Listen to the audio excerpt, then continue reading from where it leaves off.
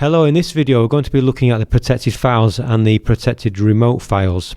So we find this under the content section under the FastMember menu. So when we're on the protected files page, we can actually drag and drop files to upload.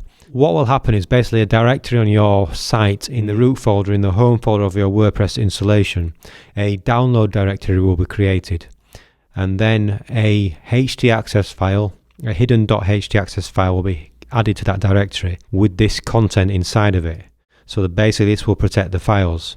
Now you can do this manually as well by creating a directory in the root folder of your WordPress site and creating a folder called download and adding the .htaccess file with this content here. Basically when you drag and drop a file into this box here, it will create the directory for you. So we're going to do that now. So I've got a directory here, a folder of basically drum samples.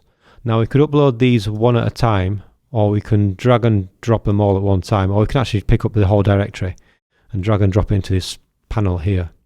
And you see the files are being uploaded. And then once that's uploaded, you want to refresh the listing. And when we go back to the protected files, you can see the files have been added.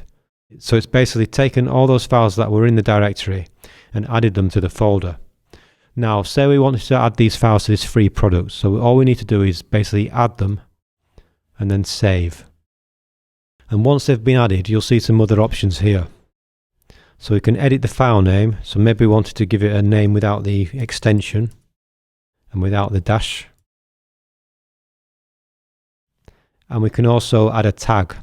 So this will actually group the files for you. So I'll show you how the tags work shortly. But let's just save this as it is. And if we go and visit the page where the free content is, so this page here, now if we preview this, you can see the downloads have been added to the list.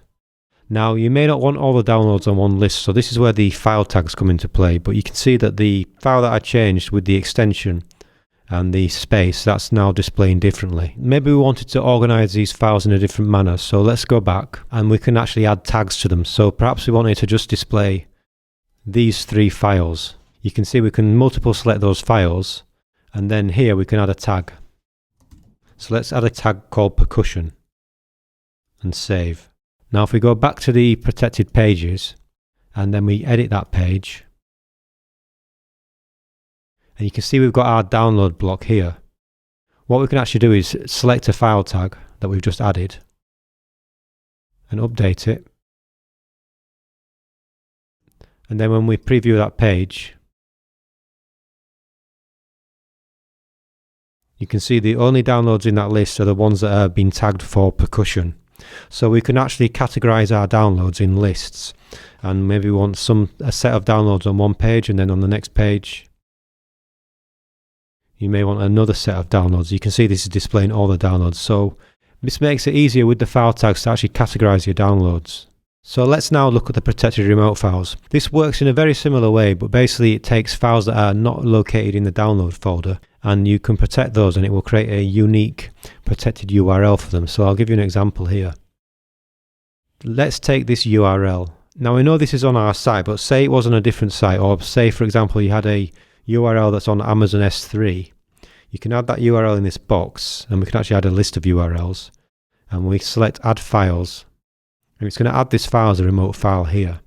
And you can see again we've got the same options, that we can basically edit the name, and then we've got the actual URL. So that's the original URL, and then there's the protected URL. So it's giving it a unique ID.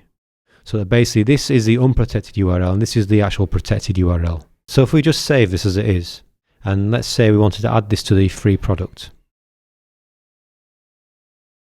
and then also give this a tag. So let's add a new tag. We'll just add a tag based on this file name. And then we save those changes.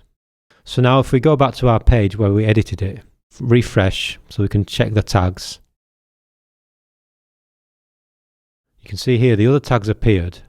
If we delete that previous tag, update, and then view this page, you can see the file is appearing based on just that tag, But if we actually view the URL for this, so if we hover over it and you can actually preview the URL in the browser, you'll see that it's the protected URL. And again, these protected files can be dripped out over time, so you just basically add them based on the drip day you want to add them to. So if we remove these, and then maybe wanted to add them on day 7.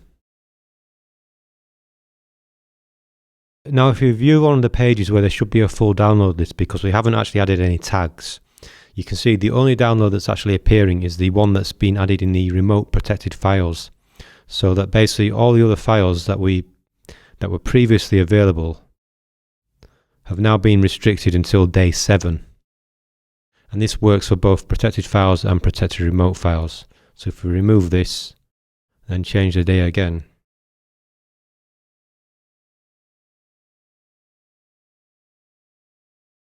and then reload this page, you'll see the no downloads appear. So once day 7 passes, those downloads will actually appear in the list. Now we can also test this by going into the members, and if we set our member here, so the member is the admin user, and we can set the drip advance and just update this. Now when we refresh this page, you can see all the files that are available. So basically testing the drip feed is quite easy using the drip advance feature in the members list.